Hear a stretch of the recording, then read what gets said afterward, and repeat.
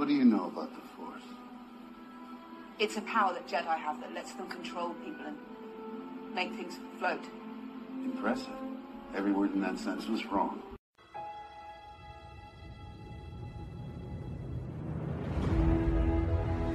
Nothing will stand in our way. I find your lack of faith disturbing. I will finish what you started. Who are you? I'm no one. There are stories about what happened. It's true. All of it. The Force. It's calling to you.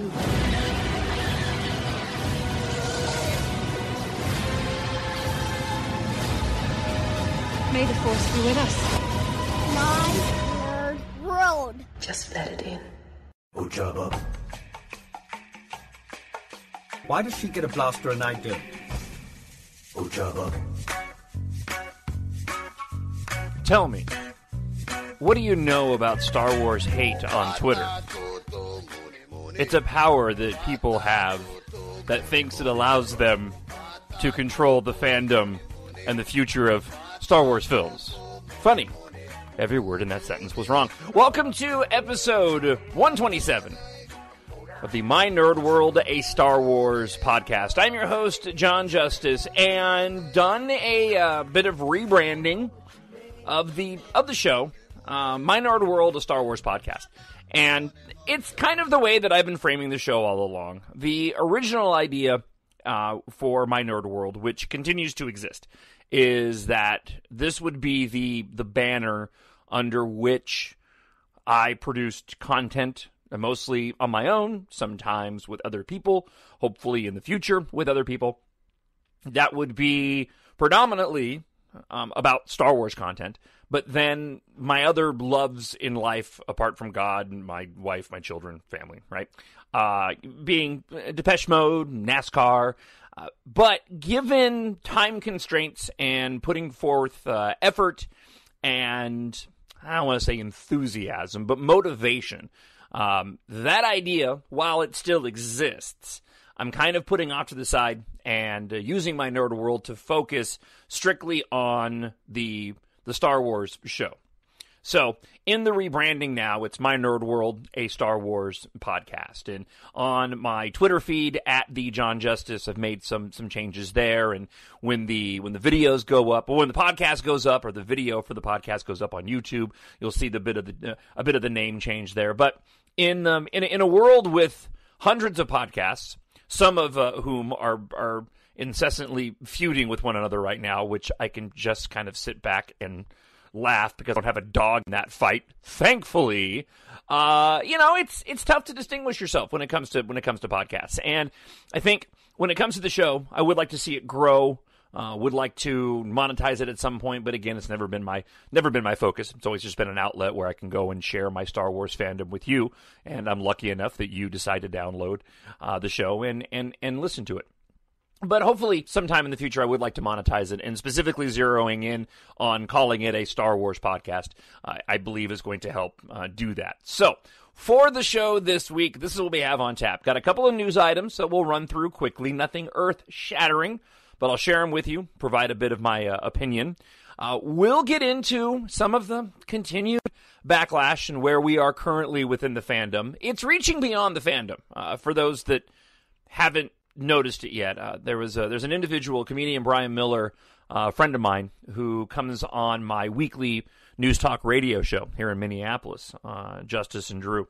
He comes on every Friday. We do like a Friday roundtable, and we bring in a couple of individuals on the show to partake in the 3 hours of doing the content. And he's a big movie fan, and we've got a lot in common when it comes to movies. Not so much in terms of politics, but you know what? That's okay. I have friends that don't agree with me politically, and I'm perfectly fine with that. I'm sorry. I'm being sarcastic because I do feel, and we'll get into a little bit of this later on when we talk about the current state of the fandom backlash. I do think some of what we're seeing right now online has an undertone of partisan partisan politics, even though it's kind of all being focused on the Star Wars side of it.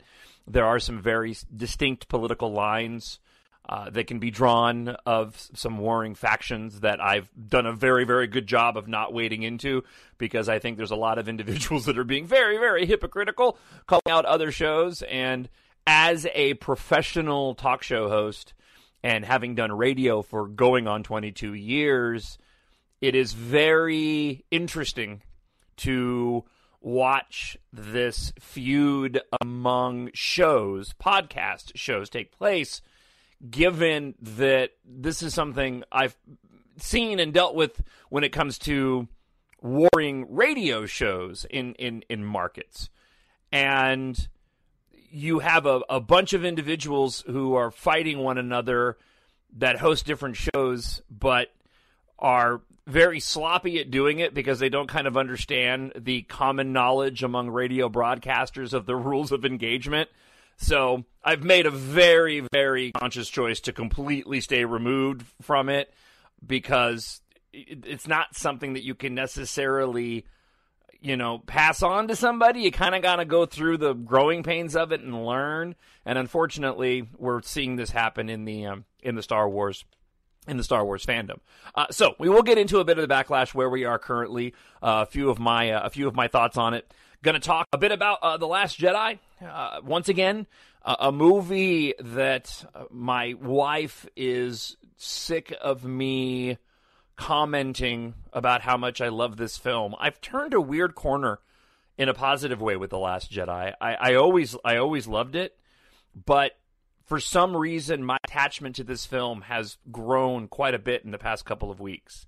I just watched it again yesterday, and it really is by far my favorite Star Wars movie currently. And been listening to some older Rian Johnson videos from the past year. Well, not even past year, past 7 months since the movie's been released that I missed.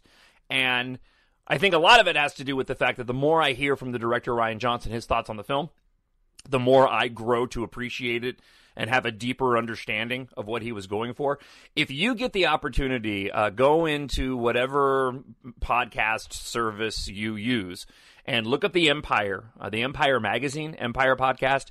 There's a bunch of great. I downloaded a bunch of podcasts to listen to. Ernest Cline, one on Ready Player One, one with Denis Villeneuve for Blade Runner 2049. I absolutely love that film. They did an interview, and it was one of the first interviews, actually I think it was the first interview that Rian Johnson did where he could talk openly about The Last Jedi, and his comments are really, really fascinating, especially in retrospect of what seems to be the biggest complaint among those that don't like the film about the treatment of Luke Skywalker, and his explanation, which I'm sure you've heard, but to hear it again from his mouth, to hear his words describe it again, his explanation of why he did what he did, again, it just reinforces what I already believed, but continues to speak to how it made the most sense. And so we'll talk a bit about that. I want to talk about Episode 9, because I think it's time we start turning our attention that way. We are about a year and a half out, but the reality is we're less than a year from the first footage.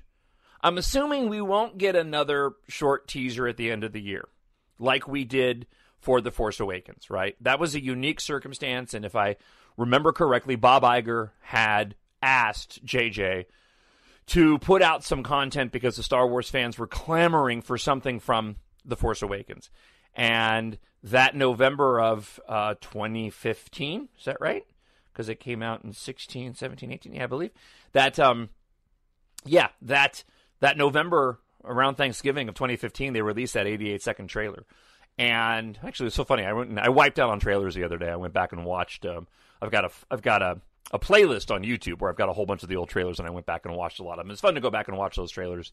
Now being so familiar with the films, so I don't think we'll get one of those trailers that soon. We could, but I'm not expecting it. With Celebration coming up, next year, already selling out. It's crazy.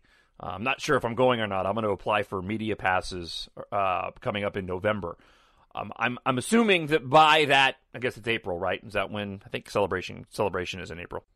Yep, it's in April. So we're less than a year from getting the first footage from Episode 9. So we'll turn our attention to Episode 9. And I'm going to provide a bit of speculation. Don't really have a lot to go on, but I'm going to provide a bit of my own speculation because once I started thinking about 9, it hit me how important this movie is, and I guess it hadn't until this point. And maybe that's what ended up bringing on this new level of enjoyment and love for The Last Jedi was my mind going to Episode 9 and how important that film is and what it potentially can do. I don't want to say what it needs to do. Okay, I don't want to make that mistake because I don't want to talk about needs. I don't mean talking about wants, but not needs, right? But what it has the potential to do. And offer up a bit of my own sort of speculation on the way that it can go down without marrying any sort of ideas to the film that's going to ruin it for me, which I think is what is driving so much of the juvenile behavior from the individuals that hate The Last Jedi so much, is that headcanon that gets in the way of them thinking rationally about this character of Luke Skywalker and what it is that they particularly wanted to see happen. So we'll talk a bit about 9, and then we will get into your listener feedback. So let's unless I've wasted time already, let's not waste any time and let's get into it. Something inside me has always been there, but now it's awake. And I need help. By the way, that trailer for The Last Jedi is still just spectacular. All right, on the news front, there's the big electronic expo going on, video game expo, E3, right? Out of E3, Battlefront 2, it was announced by EA that Battlefront 2 was going to be receiving some prequel content. We'll talk a little bit. I'll get a little bit more of that, but I believe they're going to be creating their biggest map ever. Map for Geonosis in Battlefront 2. Love playing Battlefront 2. I can wipe out on Starfighter Assault for hours on end. Also, it was announced that the video game making group Respawn will have a game coming out next year, Star Wars a Jedi Fallen Order, where you will play a Jedi after the Purge. There was some footage released of individuals in mocap suits, and it looks like the protagonist seems to be on the younger side of things, but this is obviously going to be placed sometime after Episode 3 and the Purge of the Jedi, in between 3 and 4.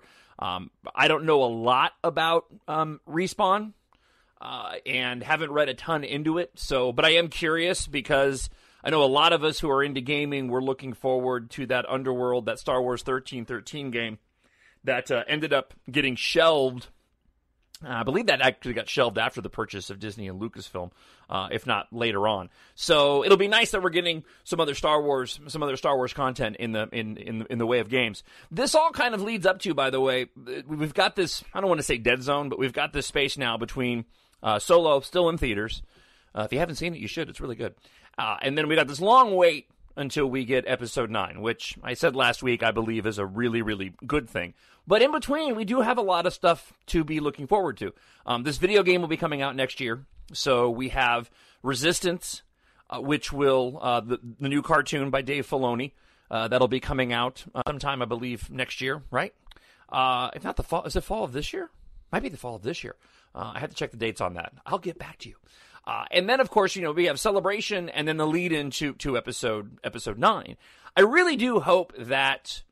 and then the live-action TV show. We might even get that the latter half of next year leading into Episode 9. I think the movie break is a really, really good thing.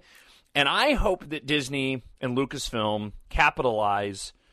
and, I'm sure the marketing team is thinking about it, but sort of putting on my promotional hat. If I were Disney and Lucasfilm, with all of the perceived, and again, I'm going to keep pushing that word, perceived, I don't think that this backlash is as real, and I don't want to say real. It's real, but not as powerful as everybody keeps saying. Like, I was listening to, what was I tuned into? I was listening to the Collider, was it Movie Talk? Because I did go back and listen. I started to listen to Jedi Council because if you listen to Collider Jedi Council, they put up a special show very similar to the one that I posted last week, The Message to the Fans. But it was John Roca and Kristen Harloff. And again, these individuals are entitled to their opinions, but, I made the mistake of listening to it and then had to turn it off because I completely disagreed with their assessment. And I'm getting ahead of myself because I do have a couple other news items. So let me make a quick comment, and then I'll get into a little bit more of this coming up when we get to the backlash portion of the show this week. But this idea that Disney and Lucasfilm was going to start changing course on some of the projects that they have announced. I mean, again, everybody keeps talking about the Obi-Wan Kenobi movie, and they keep having conversations about the Boba Fett movie. Neither of those things have been confirmed by Disney and Lucasfilm. You know what has? The Benioff and Weiss Game of Thrones series of films and the Rian Johnson trilogy, both of which continue to be discussed in public circles. I played the audio last week of Rian Johnson interviewing John and Larry Kasdan, and they talked about both those series. And so my point is, people keep talking about, and I heard that on this show that I was listening to, saying that they'll probably cancel the Rian Johnson trilogy, but, Boba Fett and Obi-Wan are still going to happen. It's like, how backwards, I'm sorry, the thinking there. So they're going to kill one of the things that they announced, even though it continues to be talked about in public circles. Because that is the only, I have a quick news item here of the producer, Ron Bergman, who works with Rian Johnson, talking about Rian Johnson's trilogy from this past week. And yet they keep saying that the two films that haven't been officially announced are the ones that are going to continue to move forward. So anyways, so I'll get into a little bit more of that coming up in just a second when we get into the backlash portion of the show this week. All right, so the other news items. Episode 9 production work has started. One of the producers or the individual working on the show tweeted out a photo in reference to episode 9. It recently went through a production name change. It was originally Black Diamond. Now it's Trixie with the I and the X for the 9 in the title capitalized. No, those don't mean anything. They've got their own reasons for the production titles, but that's the production title for 9. But my understanding is that episode 9 is going to begin filming in less than a month. Episode 9 is going to start filming in July. So one of the news items was a tweet from one of the individuals working on the production saying, hey, things are moving forward. And to the point I was making before, I hope Disney begins to capitalize and uses their marketing, before I got away from it, uses their marketing to begin, and maybe that tweet with that production photo, it wasn't anything, it was like, it was a still about certain camera work. Right, a camera they were using for the movie. It wasn't anything in regards to sort of behind-the-scenes pictures with that tweet with episode 9. But I imagine that Disney is going to do, and Lucasfilm are going to do a very good job, and should do a very good job, focusing on this is the last movie in the 9-part saga. And JJ has said publicly that it's going to bring all the movies together. And so we'll get into a little bit more of that in the episode 9 section of the show this week. The last bit of news goes back to what I was talking about a moment ago, and that is Ron Bergman was traveling in Israel, doing something film related. It was at a film festival, and these individuals, when they do these press conferences, they're obviously going to get asked questions about future projects, especially Star Wars, and he was asked about the Rian Johnson trilogy. And he mentioned that, he'd like to film, it'd be great to film in Israel. He liked being there. But then said that they were about 2 years away from really getting going on that. So that would make sense when you consider that we've got, now until next December until we get 9. And then, of course, going into, so that's 2019, going into 2020, you have the Into the New Year continued promotion of 9 with the Blu-ray, coming out later on, probably in April. Everybody continues to speculate that we'll probably get another film in 2020 Might be the Obi-Wan Kenobi movie. Maybe. Could be the Boba Fett movie. Maybe. Again, they haven't announced those. Could be something else that we haven't been told yet. So that would push Rian Johnson and give Rian Johnson's trilogy potentially, say, a 2021, late 2021 launch date. So that would certainly align with that. Again, just going to point out that to the individuals who continue to, in my opinion, get this backlash wrong, think about the fact that that those that continue to say that just because there happens to be some pushback on The Last Jedi, that they're going to go and cancel the Rian Johnson trilogy. Look, if they do, then I'll go on the show and we'll talk about it and I'll report it and I'll say that I was wrong. I don't think they're going to. And I've heard a lot of individuals commenting on, and I agree, that Rian Johnson, untethered from having to tell a story based off of somebody else's previous work, is incredibly enticing. And I totally agree with that. This is coming from an individual who believes that he did a fantastic job with The Last Jedi, but also understanding, and we'll talk about this, the direction that Rian Johnson went and what he did with Luke Skywalker, that was not him. That was J.J. Abrams and George Lucas, and we'll get into that, because it still seems to be the number one complaint, was the handling of Luke Skywalker. But Rian Johnson, and I argued this, months ago, about how Disney and Lucasfilm needs a new George Lucas. And that interview we played last week with Rian Johnson talking about making a new trilogy, because Ron Bergman repeated in the interview when he was in Israel that it's going to be a brand new set of characters. Rian Johnson can serve in that position. He mentioned last week in that interview with the Kasdans of what's the essence of Star Wars and crafting a new story based off of that. What's the essence of Star Wars? And the guy gets it, man. I know that people want to say he doesn't, but he gets it.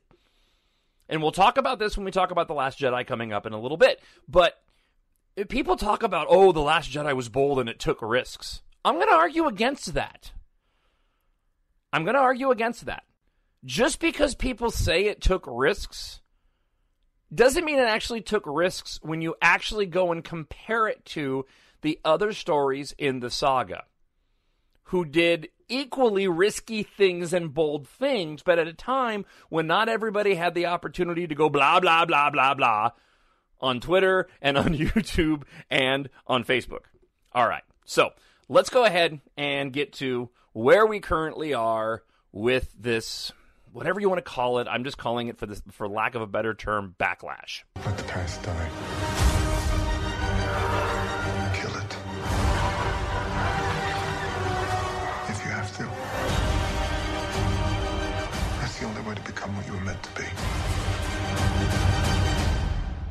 So the most recent development that keeps this narrative alive, okay, there's two things. I'm going to focus on one more than another. Let me mention the one that I'm not going to focus on, and that is there is a show, Rebel Force Radio. I'm just going to call it out there. Rebel Force Radio has put out their opinion on one of their shows of their frustration. And it was Jimmy Mac's frustration, one of the hosts of the show.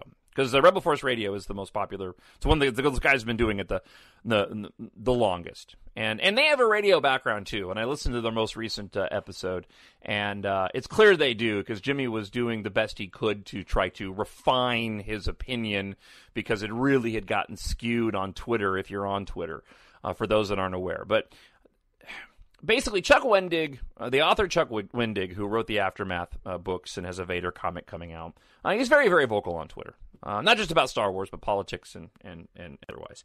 And he came across some crappy Star Wars fans and made a comment on Twitter that he went down a rabbit hole of crappy Star Wars fans. I'm going to say the word. He used the S word. I don't feel like hurting. And Jimmy Mac had his own opinion on it and took issue with it. He didn't believe that somebody who is a content creator for Star Wars should be using broad strokes to describe a portion of the fandom, and that Chuck Wendig should have offered some specificity. That's sort of the short version of it. Not going to weigh in on whether I agree or disagree. I saw Chuck Wendig's comment. Actually, I think I saw Chuck Wendig's comment before this controversy erupted, and I just relayed to it. I mean, I sort of jumped to the conclusion that I knew what he was referring to. I assumed he wasn't talking about the whole fandom. He was talking about a crappy portion of the fandom, and that's an easy thing for me as a talk show host to do, because talk show hosts generalize, and we have to put a certain level of trust in the audience to understand what it is we're saying sometimes when we have to generalize, because you don't always have all the time in the world to be as specific as you need to be. And so when you make a generalization, you have to trust that the audience understands that generalization. And 9 times out of 10, if they don't, somebody will tweet at you or drop you an email or they'll call in, and you have a chance to clarify. Well, unfortunately, this erupted into this big old Twitter war that, in my opinion, has blossomed into something much different, because it's kind of being latched on to this backlash that's going on against by the Star Wars fandom that's upset at Disney and Lucasfilm. And I think there's a lot of conflating of issues, and it's really unfortunate because it's keeping this whole negative perception out there alive, because those that aren't getting into the weeds on it and seeing that there's a lot of nuance and variables involved are jumping to their own generalizations of the issue. Okay, so there's that going on. And this has largely been between the Making Star Wars podcast and the Rebel Force Radio one. And I mentioned earlier, and let's say it briefly, there is, in my opinion, a bit of politics going on here, because the Making Star Wars podcast is the guys on that show, to each their own. They are incredibly progressive in their views, and they mention politics frequently on their podcast. And I don't recall hearing the Rebel Force Radio guys do it, but you can infer in a lot of their opinions that most likely they're further right to the guys over at MakingStarWars.net. And that is to say, those guys are really, really far left. So you wouldn't have to go too far right to be sort of in division with them. And I personally, kind of looking at it from the outside, it looks as if there's some politics involved in this as well. Okay, again, I'm not picking a fight, just mentioning that this is perpetuating the larger view of the backlash, because that guy that I told you about earlier, the comedian Brian Miller, who came into the show Friday, he asked me directly about the backlash, and he was citing what I just told you, and also the larger story, and that is that Kelly Marie Tran, who played Rose in The Last Jedi, did a fantastic job, love her character, was allegedly, she wasn't driven off of Instagram, but she deleted a bunch of her posts because she received a whole bunch of hate and vitriol from a portion of the fandom. And she had used Instagram a lot, and she's a beacon of light. I mean, the woman is just an incredibly vibrant, positive personality. And if you've watched any of the making of stuff or any of the interviews, she just seems like a very lovely individual. And unfortunately, she was, sort of victim to a lot of really hateful people. And so because she had to delete those posts, or because she felt the need to delete those posts, which is certainly her right, and I do not blame her, this story has now been perpetuated even further, of all this negative backlash. Everybody has to decide on their own how they're going to deal with that stuff. I had some people coming at me last week on Twitter. Subsequently, they deleted all their tweets once I started going back and forth with them a bit. But I'm used to this, and I've got a much thicker skin because I've been dealing with this just in terms of politics and my radio career as a talk show host. If you're not used to dealing with that, it's hard. It's really, really hard. And everybody who is subjected to that kind of hate and again, vitriol, if you will, has to decide how they're going to handle it on their own. It is unfortunate that Kelly Marie Tran felt like she was pushed to the point where she had to delete those posts. I guess I probably would have done the same thing. The byproduct of that, and hear what I'm saying, I am in no way, shape, or form blaming her at all for it. Okay, I'm not, because I do not blame her for deleting it. But because she did, it gave everybody a story to talk about. If she had left those posts up, it probably wouldn't have been something that erupted in what we saw, because a lot of people, thankfully, rose to her defense. Rose. There was a whole hashtag that was trending on Twitter earlier in the week where people were doing artwork of Rose Tico from The Last Jedi in support of her. And it was really cool to see even Ryan Johnson commenting on Twitter how his support for her and how she didn't deserve to have this, and calling out that portion of the fandom that would be so hateful and to go so far as to do that. So, again, another unfortunate circumstance. Because she deleted those posts, it provided a bunch of outlets the opportunity and an angle on the story to talk about this backlash. And maybe it still would have happened if she didn't delete them. And I'll say it again, don't misunderstand. I am no way, shape, or form blaming her at all for deleting those posts. I'm just saying a byproduct of that was it gave everybody a story. And also, again, just so we're clear, I do not want to generalize. She did not deserve any of that, right? She should be able to put up. I mean, there was innocuous stuff. So that's where we are currently. People continue to talk about this negative backlash to these to the recent moves, along with the disappointing box office numbers from Solo, and the discussion of the backlash continues. I've said it before. I'm gonna say it again. That backlash has always been there. We now just can't escape it. There is no larger division in the fandom, and certainly not a large enough division in the fandom where it had an effect on Solo's box office numbers or had a negative effect on The Last Jedi. That is perception, it is not reality. Let's just go back to George Lucas, right?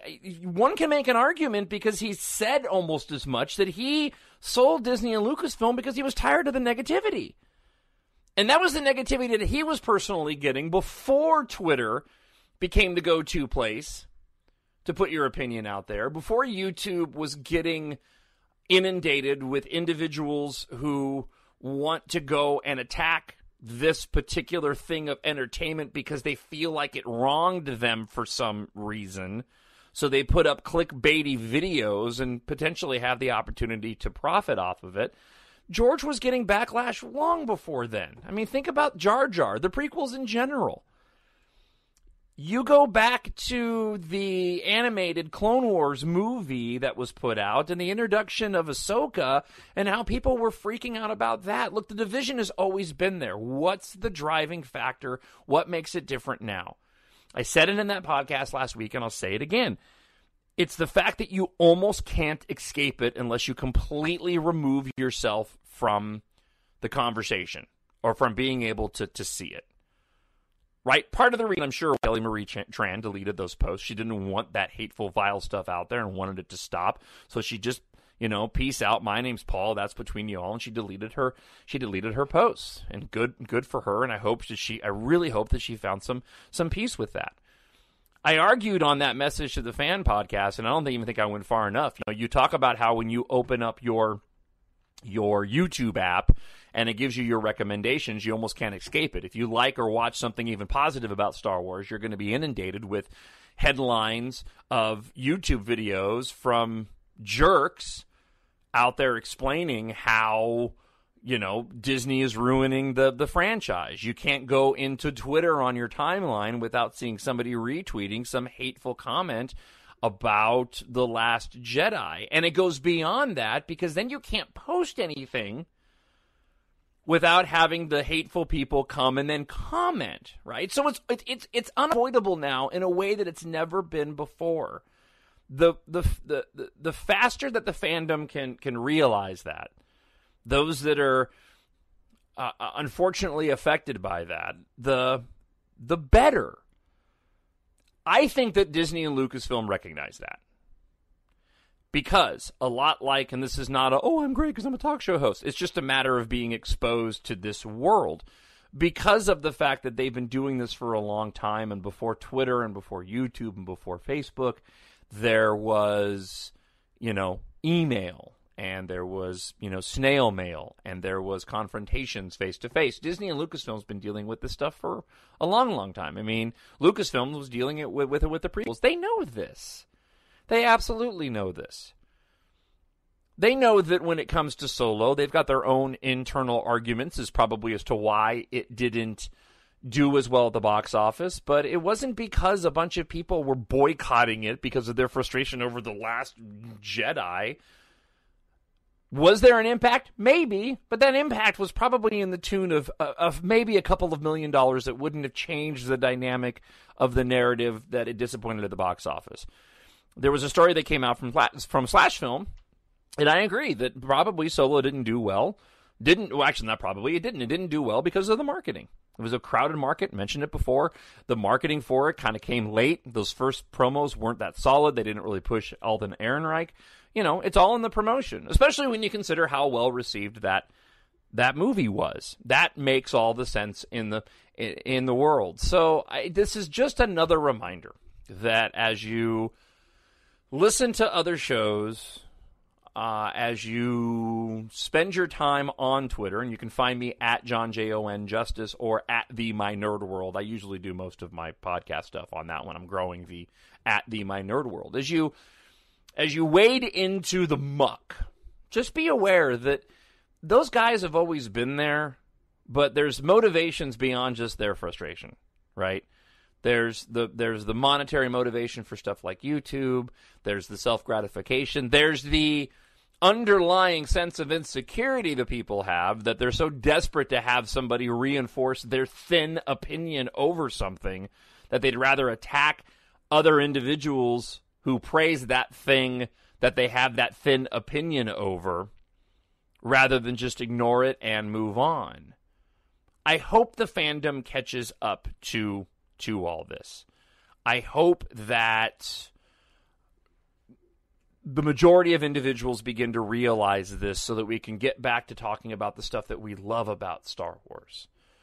Quit speculating so much on what's going to get canceled and what's not going to get canceled, what's toxic and what's not toxic. Let's just get back to talking about Star Wars and how great and wonderful this universe that's been created before us is, right? That's where the joy is. We'll get past this. We've got past it before. Saw a tweet the other day. It really made me laugh, and then we'll move on to the next portion of the show where I'm going to express more of my love for The Last Jedi. Basically the tweet was, we've come full circle when it comes to the prequels. Everybody hated the prequels. Give us something new. And then we got The Force Awakens, and it was like, oh, okay, that was cool. But then you had a little bit of criticism saying it was a rehash of the original trilogy. So then we really got something new with The Last Jedi.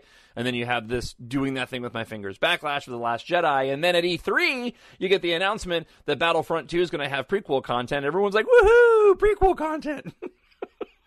Right? You be as genuine and as authentic as you can possibly be, and you will reach the widest audience you are capable of reaching. And I think Rian Johnson in The Last Jedi and the success of that movie proves that statement from a former talent coach of mine, even better than I could potentially, being taught with that mentality with the success that I've had in my career. I've seen this raw strength only once before. It didn't scare me enough then. It does now. So, mentioned earlier, The Last Jedi, and how nuts how I've been driving my wife nuts with my love of this movie and my continued mentioning of my love for this movie. So I got to back off that a little bit with her because I don't want to make her crazy.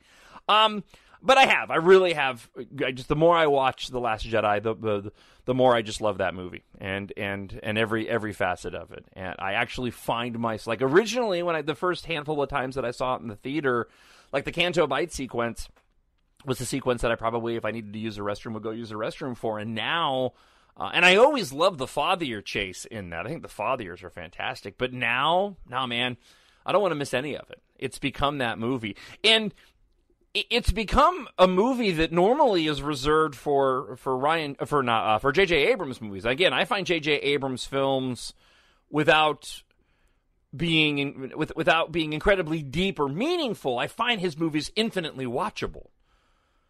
The Mission Impossible 3, the 2 Star Trek films that he did, The Force Awakens. I mean, there is rarely a portion of any of those films that I feel like I can check out on. The Last Jedi has become that for me. I don't want to miss any of the film. The attention to detail that Rian Johnson put in to every single aspect of that movie cannot be overstated. In my opinion, and this is probably going to sound like a bit of an overstatement, it is a piece of art, and an incredible piece of Star Wars content. Go and listen to that Empire podcast, and those first comments from Rian Johnson talking about the film. Let me start here, because after the interview that's done, it's about 20 minutes long. After the interview in that Empire podcast, Empire Magazine podcast, that one of the hosts did with Rian Johnson, they had a group of panelists. There's 3 of them talking about the film, and they talked about how bold the movie was, and the movie was bold, and it really took a lot of risks. Okay, I disagree when you compare it to other films. So I agree if you're also going to go and say that The Empire Strikes Back was bold. They framed it in that the movie was bold in ways that no other Star Wars movie was. That's the part of it that I took issue with. Because when you compare The Empire Strikes Back to A New Hope, in the same way that you would compare The Last Jedi to The Force Awakens or the previous films, but specifically A New Hope to The Empire Strikes Back and The Force Awakens to The Last Jedi, you will find that you want to talk about bold. Let's go back first and look at The Empire Strikes Back. And look at what we were introduced to that we did not know, right, in A New Hope, but what we were introduced to in The Empire Strikes Back, to the point where if it were released today, The Empire Strikes Back, right? If A New Hope and The Empire Strikes Back were released today in the way that The Force Awakens was and The Last Jedi, with the ability that we have to put out our blah, blah, blah commentary the way we can, I guarantee you that The Empire Strikes Back would have the same type of controversies attached to it in that portion of the fandom that The Last Jedi currently has. So would you like a case in point? I know you would like a case in point. So here you go. Here's my case in point. Okay. So, these are all things, and I just did a quick cursory list. These are all things that we didn't know going into the Empire, that we were introduced to in The Empire Strikes Back, that we didn't know was capable of, based off of what we saw in A New Hope. And as a matter of fact, if you really want to go down this road, strip away everything else, because we didn't really have anything in terms of secondary content between A New Hope and The Empire Strikes back in the 70s and 80s when those movies came out. So when The Empire Strikes Back came out, we didn't know that that Luke could force grab stuff. Right? I'm trying to think.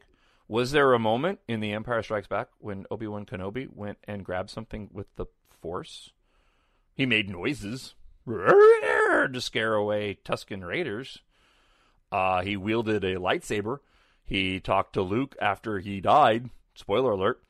But in The Empire Strikes Back, Luke is hanging upside down, frozen to the ceiling in a Wampa cave, and he closes his eyes and uses the Force to force grab a lightsaber. When did he learn to do that? We didn't know that. We didn't know that there could be Force ghosts. Now, we heard Obi-Wan Kenobi's voice in A New Hope, but we didn't know he would show up in robes. Where'd the robes come from? Did he get where? Yeah, and let's go there for a minute. Now, again, I do not have any problems with this. Don't misunderstand. I have no problems with this whatsoever. I was when I was a kid. I was fine with it when I was a kid, and I'm fine with it now. But my point being is that if we're going to tear apart The Last Jedi For all the ridiculous ways, in my opinion, that people have torn apart The Last Jedi, let's go back and look at the original trilogy, and let's start breaking things down. So, not only did Vader's saber not cut the robe in half, it doesn't even match. The robe disappearing, not disappearing in A New Hope, right? That aligns with Luke disappearing in The Last Jedi, but it doesn't align with Yoda in Return of the Jedi, when you consider that his robes disappeared that he was wearing when he transformed into the Force. And yet, in The Empire Strikes Back, Luke's out on the frozen, out in the snow of Norway / Hoth, and there's Obi-Wan Kenobi in robes. Where did he get them? Okay. All right, so that's just a few, right? That's just a few of the things that we were not aware of, that we were exposed to in The Empire Strikes Back. Back then, I wonder if there was portions of the fandom that were really annoyed by that. Were there parts of the fandom that were bothered that we weren't explaining those things? Or did we as moviegoers just go, that's really cool, he's a Force ghost now, that's great? You get my point? All right, here's another one, okay? Beyond Force abilities. So, in that Empire podcast, Rian Johnson specifically states that he had to come up with a reason why Luke exiled himself. I'm going to continue to hit this point because people keep talking about how Luke never would have done that. Why did Luke, what happened with Luke? That's not my Luke Skywalker. They turned him into an old man that was scared. That wouldn't be the case. Okay. That wasn't Rian Johnson. That was George Lucas. If you go to the art book, who had Luke in exile, and that was J.J. Abrams that put him there. Not only did J.J. Abrams put him on the island, I'm going to say it again, but he put him on the island and told us the reason why via Han Solo in The Force Awakens. He had an apprentice, the apprentice turned on him, Luke felt responsible, and he went off and hid. Rian Johnson had to come up with a reason why Luke would do that. And Rian Johnson says in that podcast that his Luke Skywalker that he grew up with wouldn't go and put himself in exile.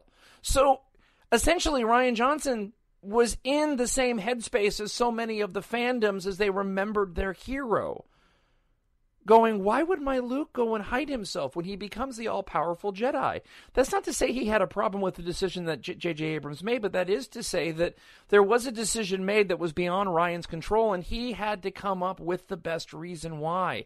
And in my opinion, that altercation with Ben Solo is the perfect justification as to why Luke would go and do that. Because he isn't. Jedi aren't perfect. He's not Jesus. He's going to go and make mistakes.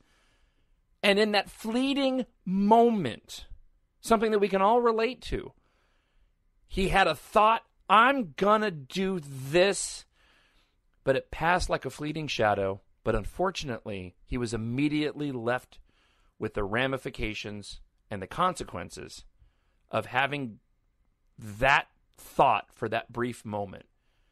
And he ended up paying the price for it. And the best part about The Last Jedi when it comes to Luke's arc is that he remedies it. He no longer shuts himself off from the Force. He regains connection with the Force and then goes and displays how powerful he is. Luke teleporting himself, something that we've never seen before, but was written in previous publications that you could do that, right? His projection of himself onto Crate, levitating on the rock, the effort would kill you. Rey couldn't do it. Kylo probably couldn't do it. That to me is so much more impactful and powerful than pulling a Star Destroyer out of the sky. And J.J. Abrams even mentioned that. He even mentioned that he thought about that on Crate, giving Luke Skywalker that momentous moment where he shows off and he wields his Force power and pulls a Star Destroyer from the sky. How much more powerful can you get than that? None, and none more powerful, right? And then he said, no, that's not what Luke's about anymore. He actually became the best Jedi he could possibly be by using his tremendous Force power to go and give those people that he loved, finally able to help his friends, finally able to set another Jedi on his path and succeed in what he was attempting to do, because he was attempting to bring about another source for good and positivity in the galaxy. Because if he had come out of hiding to face the First Order in physical form and using, sort of the Force unleashed powers, right? That wasn't what was going to go and solve the conflict. A new light had to arise. That's why Snoke was so worried about what was going to come up, right? Darkness rises and the light to meet it. He had to crush that light. Thought it was going to be Luke Skywalker. Bested because it was Rey and the influence that Rey had on Ben Solo, right? Kylo Ren. All right, so back to the examples. Okay, so people upset at the changes in Luke's character. Let's go there for just a moment. This was not the Luke that I saw, that I wanted in my headspace, because Luke's not that. He wouldn't go and exile himself, become a crotchety old man on Octo. All right, let's go back to The Empire Strikes Back, if it were released today. Darth Vader. Darth Vader went from baddie to daddy. Think about that for a moment. Here you have arguably the best villain ever put on screen that we saw in A New Hope. The moment he arrives on screen in A New Hope, you instantly know this dude is bad.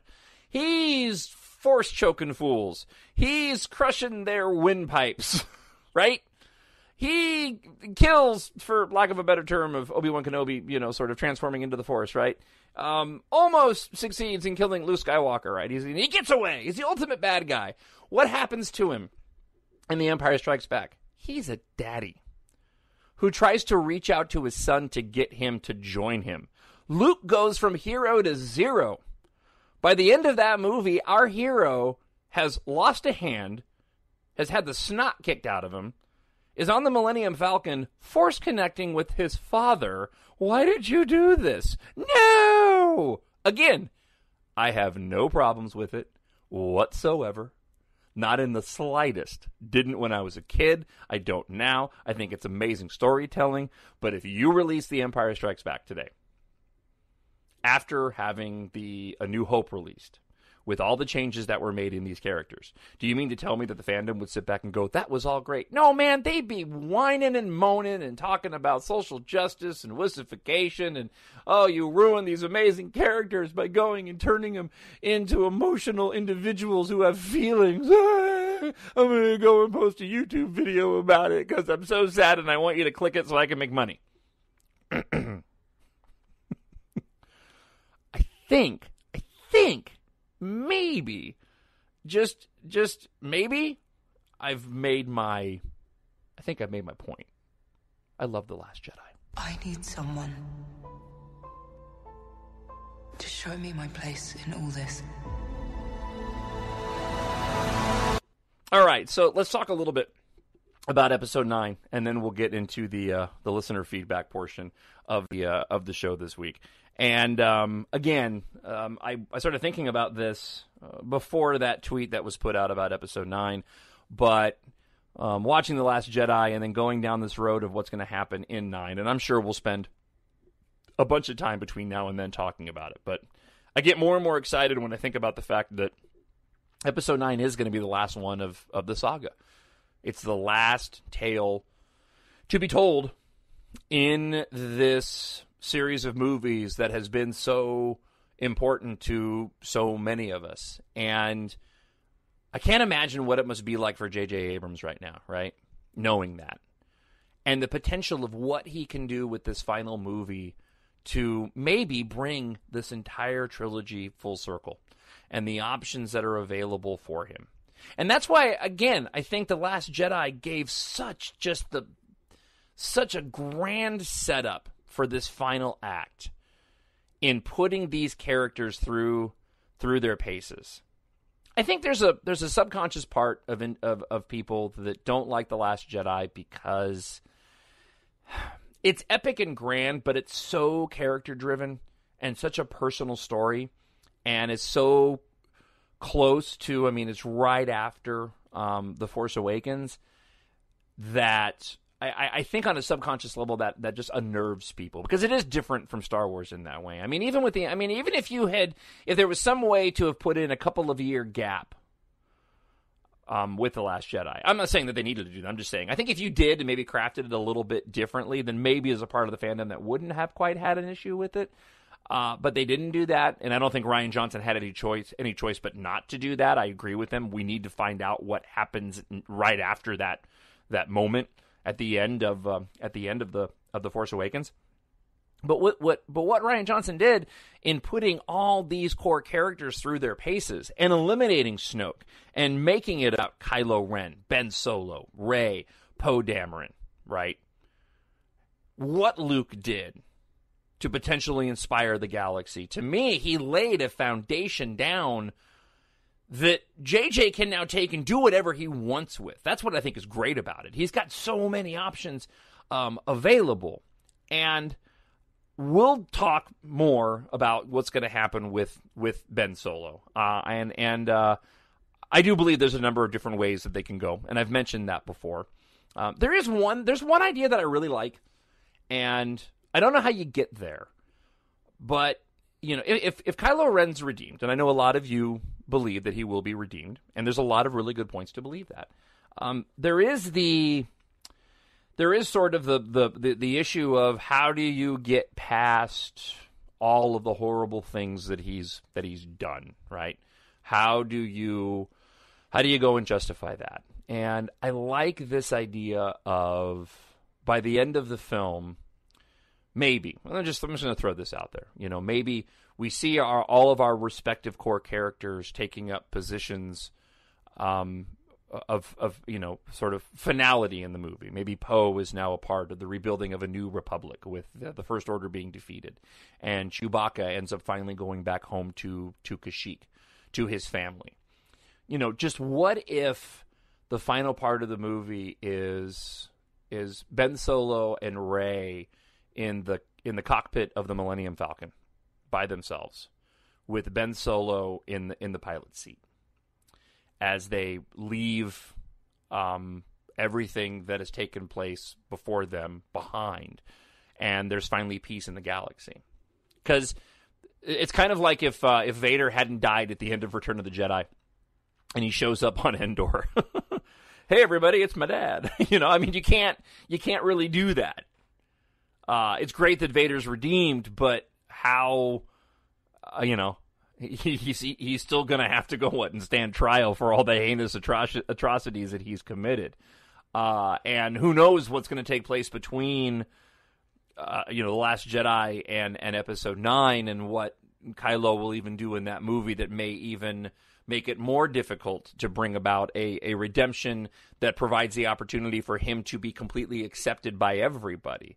No, I think if he's redeemed, I think that redemption comes at a price, and that price is that he has to be removed from the galaxy at large and have to go off by himself. And this idea that he goes off and leaves with Rey, that the light and the dark did rise up to meet each other and become one, and they take with them the resolved conflict is now manifested in these two individuals who now have to go and lead their own life somewhere else in another part of the galaxy because of the atrocities that were committed while Kylo Ren was under the influence of the dark side.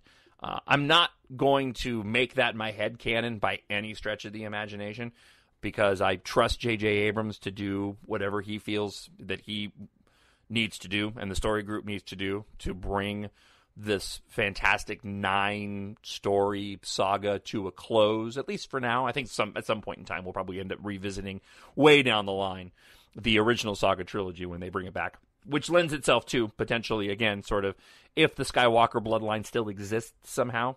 And that argument that there's got to be some form of redemption, or for something positive has to come out of Kylo Ren.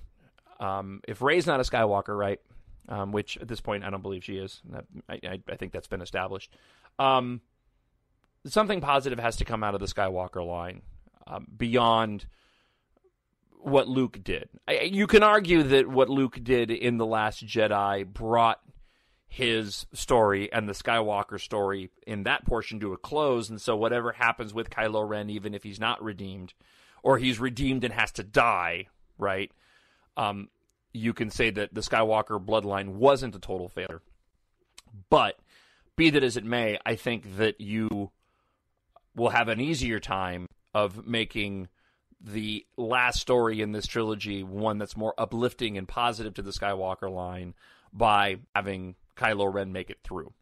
I'm sure that I'll probably change my opinion many times between now and December of next year, but I'm excited to begin again this sort of line of thinking of what we can expect in Episode 9 and how exciting it's going to be to see this final chapter in this trilogy, in this 9-movie story arc.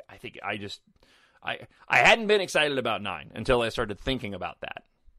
And I can't wait to see what Lucasfilm and Disney do in terms of the promotion of it. Like, wouldn't it be great? And one more quick thing, and then we'll get to listener feedback this week. Wouldn't it be fantastic if we had a circumstance where if Disney and Lucasfilm decided they were going to they were going to spread out the movies, all the movies, and re-release them for like a week at a time leading up to 9, going back to The Phantom Menace. And they timed it out so it was perfectly in time, with The Last Jedi being the last one with, a month to go before Episode 9 comes out. I think that would be really cool. I doubt that they'll do it. I personally, though, think that would be just a fantastic idea. Fulfill your destiny. As always, for the listener feedback portion of the show, you can leave a comment on YouTube. You can leave a comment on Twitter at the MyNerdWorld, or on my regular personal account at Jon Justice, and talkshownerd@gmail.com. A lot of emails and comments this week, and what I've done is let me say this up front. I have read through everybody's comment that comes in. A lot of you guys know sometimes I'll respond via email. On occasion, I'll go and respond to comments on YouTube.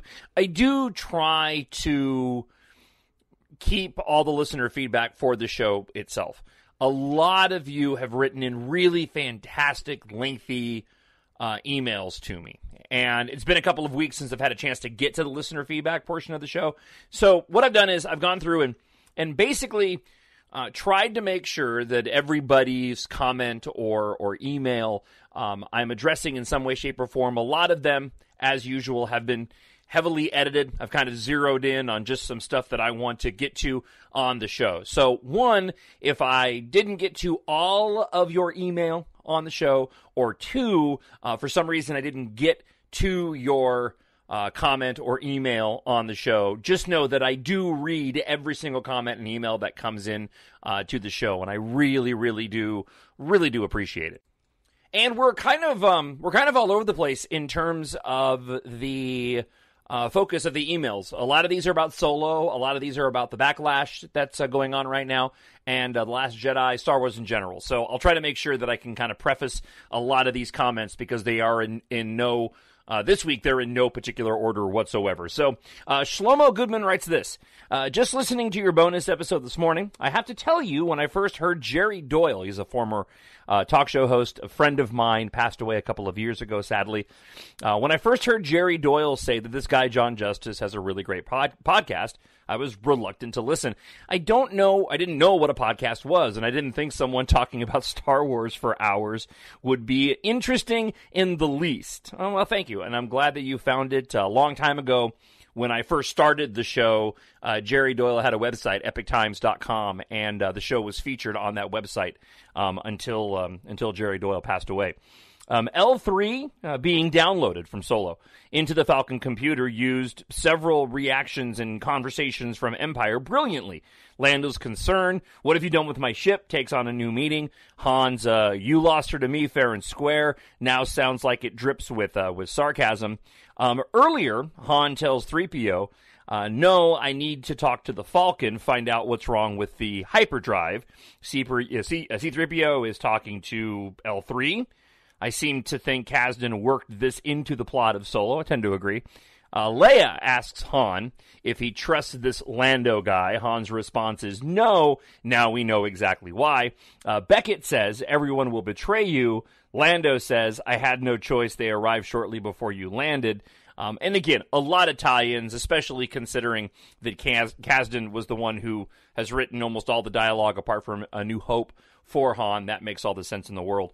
Quick side note, I did have a friend of the show, Eric from Chicago, point out that I guess in the Solo spoiler podcast, I accidentally, when talking about Han and Leia's romance, I mentioned Luke and Leia's romance. And so, just in a retrospect, I'm sure most of you guys picked up that was a simple just a screw up in characters, Luke and Leia, Han and Leia. So I wanted to point that out since we were talking about Solo. All right, let's see. Zach writes this in regards to the backlash. The not interested tab has become a godsend in recent months on YouTube. You're right, John. We can control what we are exposed to, and we don't have to just accept unwanted negativity. I love Star Wars, always have. I like what Disney has done for the most part. And like Luke on Tatooine, I still look to their horizon with hope for the future of the franchise. At this point, I've given up trying to be civil with that part of the fan base. They can think whatever they want, but if they start screaming at me or call me a retard or sharing my opinion, I'm done talking to them. I kindly give them the finger and walk away. I've disconnected for the most part from the fan base, and I'm just chilling on my own island, looking to the horizon with hope. They can be jaded cynics if they want, but I will have no part in it anymore. The show this week, by the way, just as a quick side note, was broken up kind of into 3 sections. And I've been recording it throughout the day today. It's Sunday. And I'm a big NASCAR fan. I've talked about it a lot. My race today is been delayed because of weather. So I was on YouTube earlier. And if you guys are familiar with CinemaSins, talking about not being able to get away from it, CinemaSins did one of their videos on everything wrong with The Last Jedi. Now, in CinemaSins' defense, they do it for every movie. It doesn't, I mean, regardless of how successful it is or how beloved it is, so having a Last Jedi CinemaSins one is no exception. I watched about half of it. It was interesting. The problem is that what CinemaSins does, and they do it with almost every popular movie, is that you can do it with every popular movie. I mean, there's holes in every single movie and different leaps of logic and directions that characters can take. I understand that's coming from a place of just sort of comedy, because they do it with all movies. I'm not generally interested in ever watching any of the CinemaSins videos, simply because, like I said, you can do that with any film, regardless of how revered it is. So I watched it, and it was all just the similar, nonsense and sort of plot picking that you can do, again, with any film. All right, Ella B writes this in regards to Solo. I loved it. I've been hoping for stuff that would connect Ben and or Reylo, and there wasn't any. Actually, Ella, or L, I should say. I think it's L, my bad. L, I do believe, and somebody points this out in another comment, that there is, at least in a few of the viewers' minds, some connections that they felt. Maybe not directly, but more indirectly. I didn't care because Solo was so entertaining, so full of heart, and so personal to young Han. Alden was great in the role. He has what it takes to be the lead in a huge film, and Alden did it without doing an imitation of Harrison Ford. This is the first time that Han has been the main character of any Star Wars film, and I think it took on a slightly different take on Han to make him the hero. I want to see it again. I'm up for a sequel. I don't think Kira really betrayed Han in the end by leaving. Like Beckett said to Han, once the criminal world saw his face, Han was in this life for good. Maul has seen Kira's face before. Kira has now kept Han away from Maul's attention and kept Maul from chasing after her and them. Great podcast as always. Thank you for the positivity. Thank you, Elle. I appreciate it. In regards to the backlash, Anafeel1 writes this. I totally agree. Another YouTuber has pointed out that the behavior of the fandom is sometimes more fascinating than the films. He said that the #/boycotters are like that crazy uncle no one likes to talk to. Made me chuckle because he's right. Every time I see one of those, look, it's a flop, Mark Hamill hates Rian Johnson videos, I roll my eyes. Some of them have this delusion that they are some ragtag band of rebels taking down the big bad empire, which is kind of corny. They seem to harbor a lot of resentment and ill will over a movie. YouTube can make you a legend in your own lunchtime. Oh, I like that. That's good. And a lot of people are jumping on the hate train for money and ego. Keep up what you're doing. It is appreciated. Thank you, NFL. I appreciate that. All right. Ryan writes this in regards to Solo. The First Order is a marriage of the remnants of the Empire and Crimson Dawn. Look at that First Order logo. Search your feelings. You know it to be true. Look at Snoke's knowledge of the Force. It was passed on from Maul, Kira, and an obsession with Sith artifacts. Chew on that, you Kashyyykian moof milker. Thanks for your sound and positive mind in a negative world, Ryan. Yeah, I don't know if I talked about it last week, but Ron Howard said that whoever that character was going to be in charge, that turned out to be, spoiler alert, Darth Maul in Solo, that was kind of decided at the last minute. They had options. It was supposed to be a character that was going to really shock the viewer when seeing it, and so they decided on Maul at the last minute. I don't do this often, but I will say you need a little bit of a logic jump. Well, maybe logic jump isn't the right word. You need a little bit. Well, you wouldn't need any more explanation than I suppose you need for Maul, although it would need to be explored. But I think it would have been interesting, and I had this theory all along and shared it a long time ago, but I think it would have been interesting if instead of Darth Maul, that character would have been Snoke. I think that would have raised the bar quite a bit in terms of impact, connection with Han Solo, potentially connection with Ben Solo. You know, again, except for the fact that Maul wasn't aware of Han in the movie, if you switch it around a bit and Snoke is, or you end up exploring that later on, I think that would have been fairly interesting. I don't think we're done with Snoke. I think Snoke is going to appear in some way, shape, or form, and we will end up getting the backstory for him eventually, which will just add that more depth to The Last Jedi. All right, friend of the show, Misconduct 1 writes this, great review of Solo. Thank you. I do have to say I was surprised you didn't catch the parallel between Han and Ben that I saw in the film because you loved my comment so much during the listener feedback portion of the show. It was the one parallel that I was hoping I was most hoping for. I thought the scene where Kira told Han, "I may be the only one who knows who you really are."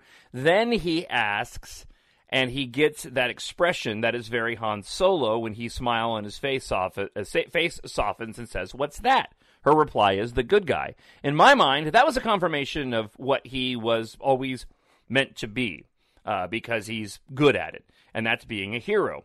The scoundrel with a heart of gold who's only successful when he's doing good for others, like when he successfully helped Enfys Nest. Just like Ben, who created this dark persona to protect himself in the situation he was born into. Very different situations, but both situations weren't good ones. I believe Snoke is right, and Ben Solo does have his father's heart, and what he's really meant to be is the good guy. He's not just there yet. He's just not there yet to admit it to himself or to make a choice to develop into the hero he's meant to be. I thought Alden did a great job, and he's just deepening my love for Han. He nailed, for the most part, the character for me. The scoundrel with a heart of gold, trying so hard to be something, but on the road to finding out what he really is, the good guy. Olga writes this in regards to Solo. It was emotional, moving, funny, maybe kind of earthly at the beginning, with so many references and character development interaction between them. It really moved me. I don't like that till now. It seems that many underestimate it. Yeah, it really is. It really is interesting that the movie, so well received, didn't do better in the box office, considering the word of mouth was so positive. You know, and look, I say that, but when you look at all the different variables, it makes a little bit of sense. But the point I really want to make is, if you go to Box Office Mojo, they do a good job of compiling all the box office numbers. And, you know, you look at the head-to-head between Solo and Rogue One. Rogue One obviously did exponentially better. But when you compare Solo to so many of the other movies that we would all look at and see as successful, it did exceptionally well. It did better than all those movies that we all considered successes. So, you know, I think sometimes, well, I mean, in this case, I think that the movie had too much pressure on it to do better than it did because it was Star Wars. And it was a Doctor Strange, Ant-Man to Avengers, right? All right, Agnieszka Winar, I probably got that totally wrong, I apologize, said this: I found your comment about the emotional side of The Last Jedi very interesting. I'm not really a Star Wars fan. I'm a Last Jedi fan. I like the movies. I watched the first trilogy as a teenager in communist Poland. Had a crush on Han Solo naturally. But I think The Last Jedi was something I could connect with now, in my 40s, living in a world that is free but also unstable. This is a movie for our times, with a world of different truths. Not a Cold War world with only two major sides. With The Last Jedi, what I really wanted to say is that I've always been a Tolkien fan. In a big way. Lord of the Rings is the book I read every year for Christmas. The films for me were just a passing folly, although I really like them as well. I've been thinking about it. Why was it only The Last Jedi from all the Star Wars universe that clicked so hard with me? And I think it's because of the emotional maturity of that movie, far above any other Star Wars movie. Maturity and complexity, which I always admired in The Lord of the Rings. I really hope we will get more mature films like that in the future in this universe. I agree, and I'm going to go back to my comparison again to The Empire Strikes Back, and if you were to release The Empire Strikes Back today. Many people have said, and I believe it's true, that on a long enough timeline, The Last Jedi is going to be revered as one of the best Star Wars movies ever. That doesn't mean it's the one that's the most fun. That doesn't mean that it's even the one that's the most entertaining. It doesn't mean it's the one that I even end up watching the most. But that does mean that when it comes to the crafting of the film and the artistry, people go back and look at The Empire Strikes Back, and that's the one that kind of pops to mind. I think, again, on a long enough timeline, with all the nonsense behind us, people will go back and look at The Last Jedi as being the masterpiece that I called it several podcasts ago. I hearken it to the original Blade Runner in that respect, and to the most recent Blade Runner 2049. Blade Runner 2049 to me is an absolute and utter masterpiece. That movie is just incredible. It's long, it's slow, but every frame is just a piece of art. And I feel much the same way about The Last Jedi as I do 2049, but in the Star Wars universe. And that's why I wouldn't want to say bothered, but it was such a bummer at first to see so much negativity towards it. Now, that continued feeling that I actually have sympathy for those, I feel bad for those that don't get it, that can't enjoy it the way that I do, because, we all want to be able to share in the experience, share in experiences with people. It's what's so fun about going to movies, especially when everybody claps at the end. So, it means something to me to have somebody else who's able to share in that experience and feel the same thing for this thing that I do, that appreciation. All right. Speaking to my message to the fandom, The Truth About the Backlash podcast, a globe-trotting Tiffers writes this. Thanks for the reminder and fair warning. I was talking to my sister about this just the other day after we saw Solo. I remember simply liking The Phantom Menace when it came out. I remember the pod races being really cool, thinking Jar Jar Binks was funny and loving the story. I remember other people around me commenting in a similar fashion, and it's only been in recent years that I've learned there were people who didn't like the prequels. Maybe it's because I'm not on Twitter. You're lucky. And I don't do a ton of social media. Again, you're smart. I agree that those of us who are simply fans and don't cause a big ruckus or controversy don't get the same attention. It's the same with other controversies that are circling right now. It's just not as big of a deal as some people would like to make it out to be. I really love the approach, the soundtrack, and the pacing. I thought the storyline was great, and the backstory nods from the other films were done very well. The only thing I didn't like that we saw in this that I was expecting was Han's transition a little to the more cynical and sarcastic person we see when we first met him in A New Hope. And obviously they're referring to Solo, a Star Wars story. He was still optimistic and happier than I expected at the end. I thought we would see why he transitions from saying I have a good feeling about this to his typical line of I got a bad feeling about this. Maybe that comes later with Jabba the Hutt or other heights he and Chewie experience. That's what I think it really is. Overall, it was very well done and better than I'd expected. It was a beautiful film with great acting and filming. All right, Gen X7 writes this. All right, I just got back from watching Solo. It was good, not great. Felt it lacked a final battle punch, and would have liked to see Han develop more towards the Han we know sooner than just at the end. Some of the L3 stuff was just a bit too human for me, and her snarkiness got annoying. There was there a backstory about the dice? Because I missed it, and they appeared a lot in the movie. But yeah, overall, it was a good story of how Han and Chewie all had come together, as the movie did a nice job of tying some of the elements from many Star Wars films. No, they never did a direct tie-in to the dice, except for, I mean, they show up at the very beginning of the film when he boosts the speeder, and they're there for the rest of the movie. But they never did do a backstory on how he came about the dice or what they were there for. Maybe that'll be told in a prequel book. All right, moving on. Lisa Willis writes this. I want Akira, a Star Wars story so bad. There's so much they could do with that. We don't need an actual sequel to Solo, although I wouldn't mind it. MIR writes, great points, John. I would agree it's all about your personal choice. On my first viewing of Solo, I didn't like it. Some of the choices disappointed me, and I felt I couldn't leave it that way because Star Wars is my happy place. I want to keep enjoying it. I waited a few days and saw it again today, and I loved it. Also, this time, there were a lot of children. Strangely, some of them looked younger than 12, and they were laughing to the jokes and really reacting to the film more than the adults. I found that amazing, even though I don't like children. I love my children. I don't like other people's children. My son, like I mentioned before, my son Kyle, he's 11, he'll be 12 in December, and that's one of the few times that he actually wanted to go see a movie a second time, and actually the first time he actually requested to see a Star Wars movie a second time. I thought that was interesting. All right, a friend of the show, Jennifer Oliver, says, loved it in regards to Solo, loved that L3, who was a big surprise character for me, is part of the Millennium Falcon. That was cool. Loved the fight between Han, Kira, and Dryden. Another name for new parents to rhyme with Alden, like Braden, Caden, etc. Probably some already have. Loved when Lando took off and Han was like, do your thing to Beckett. Loved when Kira said smile, realizing later she chose power and survival over love and happiness. Loved it. Loved your comment, Jennifer. Appreciate that.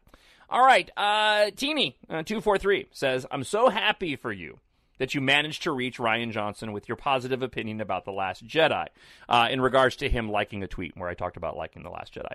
I believe it when he says that most of the feedback he received is positive, but it cannot have been easy for him to deal with the mud flung at him and all the undisguised hatred.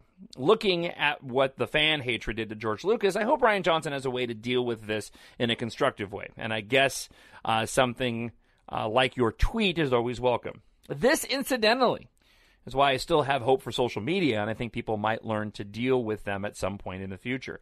It's not only a tool for negativity or stupidity to get amplified and brought to the masses. It's also a way for people with positive opinions to be able to say what they think. Yeah, and again, it doesn't help when this show talks about it, to be honest. It doesn't help when other podcasts talk about it and give fuel to the individuals that want to go out there and be hateful. It brings power to that group of people that would go and do something so awful, like to Kelly Marie Tran. It gives them power and legitimacy when they are discussed and talked about. And unfortunately, like I said earlier, it gives power to them when Kelly Marie Tran or anybody has to go and delete content of theirs that's getting hate on it. That should never have to happen. And it's totally understandable, and that somebody would go and want to get that off the internet. It's unfortunate that also fuels it. And those people know it. I mean, that's what they want, right? It's very sad. And hopefully, moving forward, the outpouring of emotion for like Kelly Marie Tran will translate into her not receiving that backlash and feeling comfortable again and being herself and putting her stuff on Instagram. Back when the prequels got so much hatred, the haters obviously had a much louder voice than the people who loved the movies. I was one of those loving the movies, but I felt I had no voice. I felt isolated with my opinion and therefore drew back from the fandom. Now, although the haters are still obnoxiously loud, I have a voice. Social media allows me to connect with like-minded people. It allows us and you, in this particular case, to let the creator know directly how much we adored his art. And then there's the other point someone made in a comment section that has helped me personally deal much better with the negativity. People who hate, they just hate. They aren't spamming Twitter in the comment sections. They are spamming Twitter in the comment sections and are loud and destructive, and they spout the same nonsense over and over again. People who love the movie are not endlessly repeating their arguments why they love the movie. They just go and create content themselves. On a more positive note, a few days ago I rewatched The Last Jedi with my daughter, 17, and a friend of hers who saw it for the first time and loved it. And we watched the German version of the movie. Interestingly enough, there were some deviations from the original. I know Disney takes great care with the localizations of their movies, including vetting the scripts and the voice actors. So, in the scene where Luke talks about Ben, and he says in regards to Ben coming to him for training, Han was Han about it, for which reason I always understood as Han not having an opinion. In the German dub, Luke says Han, as usual, had a bad feeling about it, which for me has a bit of a different meaning. Look forward to your next podcast. Thanks so much for this one. It's always a highlight of my week. Thank you very much. All right, friend of the show, Amanda Deweese, says, I was shocked to hear that the podcast, Steel Wars, I added that for context, the Steel Wars podcast, thought that Kylo had abandoned his admiration for Vader. And she's referring to Kyle Newman, the director and often frequent guest on several other podcasts, and his frustration that he felt the beginning of The Last Jedi was too jarring because that Kylo completely flipped in that he was all devoted to finishing what Vader started, and then a few hours later he was all about Rey. And I won't go back into my explanation, but I completely disagree with that. All of the Force Awakens is Kylo's transition to Rey being a bigger focus for him. I mean, that happens throughout The Force Awakens, and so it's not like this sudden big switch. It happens throughout The Force Awakens and then continues right into The Last Jedi almost seamlessly. Amanda goes on to say, I think it's so interesting because I think Kylo models Vader so much. I keep hearing what he says to Vader's mask. I'll finish what you started. I know it's a popular theory that Kylo is the reverse of Anakin, and I think that is still possible. What Anakin wanted most, I think, is acceptance and belonging, and that is what Rey and Kylo want most. And if you look at how Kylo offered to Rey to rule the galaxy with him, he perfectly quoted Vader's offer to his son Luke and his to his wife Padme. There's a popular meme that I think sums up Kylo's journey and his modeling and reverse of his grandfather. It goes, he loved the girl until he wanted power. He wanted power before he loved the girl. Kylo was not trying to find someone except himself and his own identity, but he found his equal in Rey. And I think that is probably the best, most equal relationship I've seen in Star Wars to date. They complement each other so well. They have similar struggles, but they are also weak where the other is strong. Yeah, and Rian Johnson has even come out specifically and said that they're dual protagonists in The Last Jedi. All right, Miss Suki777 says this. It's been over 5 months since The Last Jedi came out, and people are still loving to hate on it. And it does upset me. As soon as I go on YouTube, there's always podcasts with people pulling ridiculous faces on their thumbnails and basically just slating the film, or sliding the film. I don't click on any of them, but many people must do by the amount they are viewed. Do these people hate the movie, or are they just jumping on the I hate TLJ bandwagon? I think it's a little bit of both. As for Solo, I didn't enjoy it as much as The Last Jedi. I didn't either, but I thought it was a good film. I did too. Full of nonstop action and good chemistry between Han and Kira, and I definitely would watch it again. I love Star Wars and will keep loving it despite all those people who call themselves fans. But I don't. But don't the haters realize that they're ruining things for the fans, which are a lot quieter and just want to enjoy the films? Do you think Disney is still happy the film is still being talked about after so many months? Thanks again for your shows, and may the Force be with you. Yeah, I think Disney's happy about it. Look, if you look at the numbers for The Last Jedi, they did great. It did fantastic. And in the second part of a 3-part trilogy, Empire Strikes Back is included, Attack of the Clones is included. It always doesn't do as well as the first one. And The Force Awakens was a monumental event after 10 years of not having Star Wars, the return of Star Wars and the curiosity factor. The Last Jedi did just fine, and there's plenty of fans out there. You know, this podcast is evidence of that. That love that film. like I said earlier, Disney knows what the backlash really is and what the percentage of it really is. It's there's a saying in talk radio that, you know, we get phone calls to our show, and the reality is only like 10% of the audience ever actually calls in. You know, an even smaller percentage interacts with us online via Twitter or email or Facebook. So I can't ever take a comment by one individual who maybe is putting out like unconstructive criticism. I can't take that seriously because it's not indicative of the audience at large. All right, Ethan says this. Just as you like all the vehicles in Star Wars, I like any handheld weapon, not only in Star Wars, but in all of science fiction. Just wanted to point out how much I appreciate the attention to detail on part of Ron Howard and his team for the Solo movie. Without having to say a word about it, they explain why Han's blaster has a giant, seemingly useless scope. As they are talking about Han's motivations for being part of their gang before the train heist, Beckett is dismantling a rifle. And at the end of the conversation, he tosses the center part of the rifle refitted with a few add-ons to make it a sidearm. The scope is really meant for the rifle configuration. I've only seen the movie once, so maybe I misread the scene, but that's what it looked like to me. As always, enjoy your podcast. Have a great day, Ethan. Thank you, Ethan. No, Ethan, you hit the nail on the head. That's exactly what happens. And I thought exactly the same thing. I thought it was an amazing attention to detail. All right, Edwin writes, enjoy your show. Just a thought. Do you think they are going to do a trilogy with Solo, Boba Fett, and the Obi-Wan film tied together? Lord of the Rings style. I don't know. I honestly don't know. It's an interesting question. If they're all taking place around the same time, I think you have a good opportunity for intersection of different characters. I know there was some talk that the Boba Fett movie that Boba Fett would be in Solo, and that we would end up seeing a scene in Solo mirrored from the other direction in the Boba Fett movie. That obviously didn't happen. I think it's possible. If it happens, I think it's going to be more of tie-ins to other films.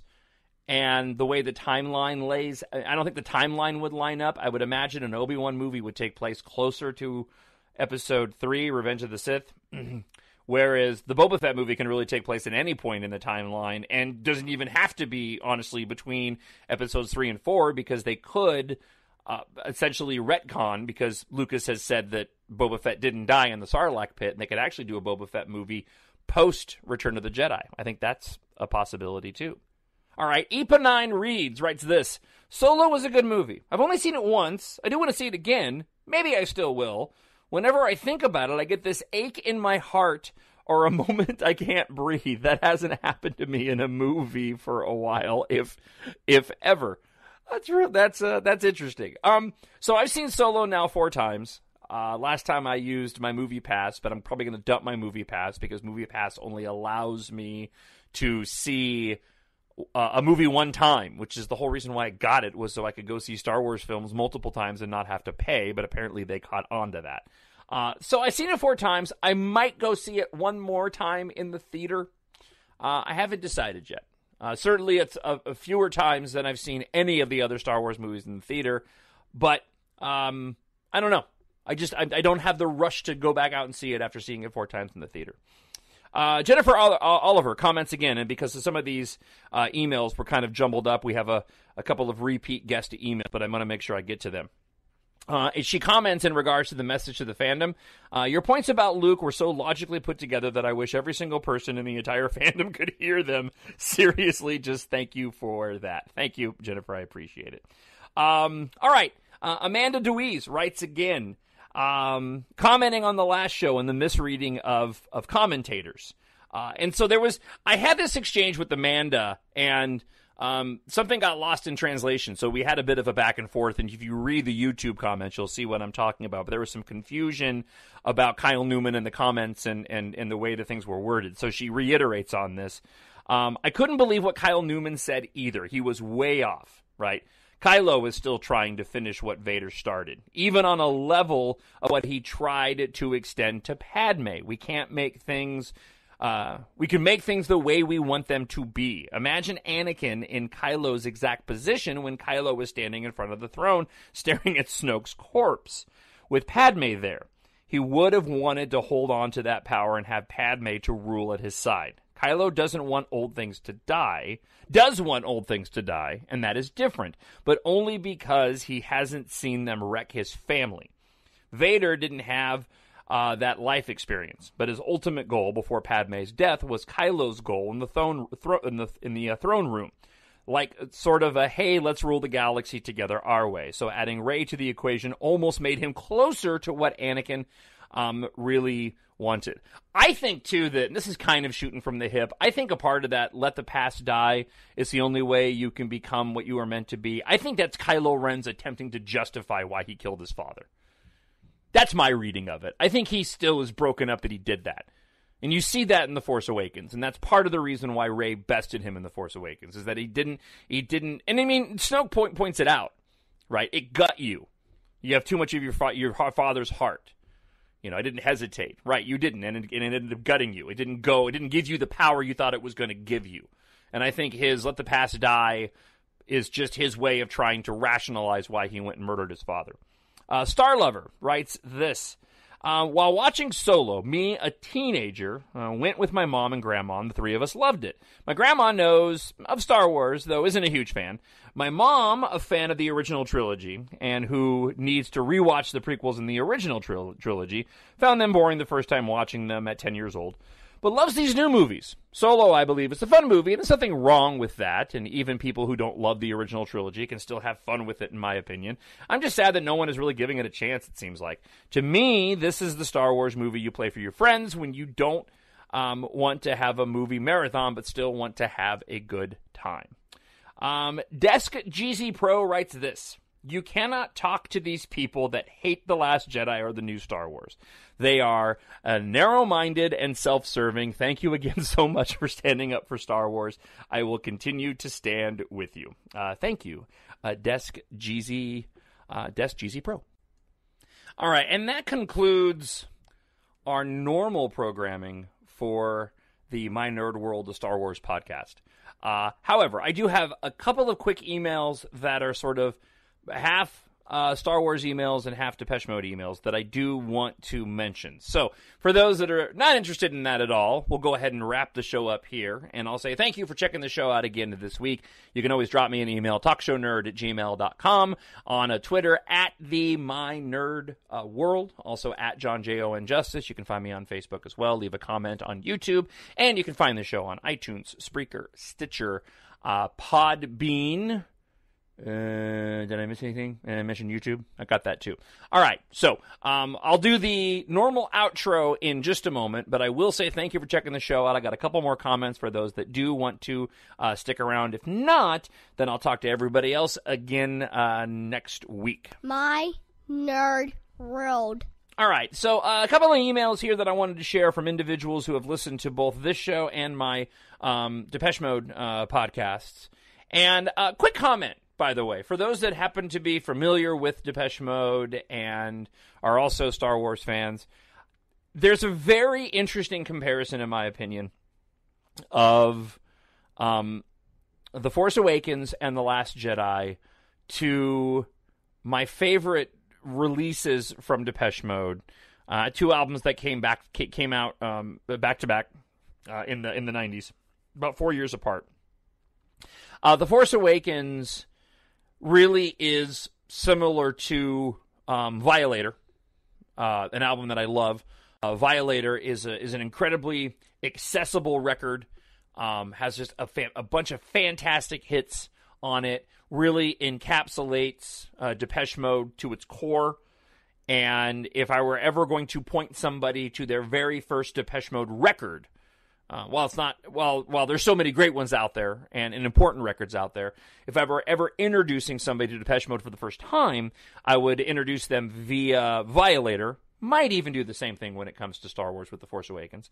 But The Last Jedi is to Depeche Mode what Songs of Faith and Devotion was to Violator. Songs of Faith and Devotion was a departure from the sound of Violator. Provided a lot more depth and meaning, had a lot more soul to it, and upon a first listen, kind of throws you off, and then once you get into it, it feeds the soul. that album, Songs of Faith and Devotion, really, really feeds the soul. So, again, I find just interesting parallels and comparisons between The Force Awakens to The Last Jedi and Depeche Mode's Violator to Songs of Faith and Devotion. A couple of emails here. First one comes from Lightside Sith. I also love Depeche Mode. That's all. That's all they wrote. I just wanted to share that with you. And we'll pronounce their name Nut H Store. They live in Norway. It's pronounced Knut. I think it's actually pronounced Kunt. But they even say, don't try to pronounce my last name. But they did write this as a special bonus to the show this week. I've been listening to all of your podcasts about Star Wars and Depeche Mode, and I like them both very much. DM is my favorite group ever, and I love them for so many reasons. When it comes to Star Wars, I'm not a mega fan like you, but I've watched all the films several times. I will continue to watch every new movie that comes out. I enjoy all of them for many reasons. I watch all the official behind-the-scenes clips and commentaries. When will you release new Depeche Mode podcasts? I guess you're too busy with solo at the moment. I live in Norway. I've been to Norway. Norway's an amazing place. But right now, I'm actually on my way to the USA. That's why I thought about sending you an email. I usually don't comment on podcasts or anything else online. I'm going to California, so it's far away from where you are. But I will be attending both Star Wars, seeing Solo opening night, and Depeche Mode, the Anaheim concert. Wow, I'm jealous of you. Let's see here. Events, as well as visiting Apple's campus, another love of mine, seeing some of the Alphaville concerts, going to national parks, seeing famous places in the state, and also significant places in the DM universe, like the Rose Bowl. I was there. Do you have any tips or suggestions for other things to see? Best regards, Kunt H Store or Stare. This is probably way too late.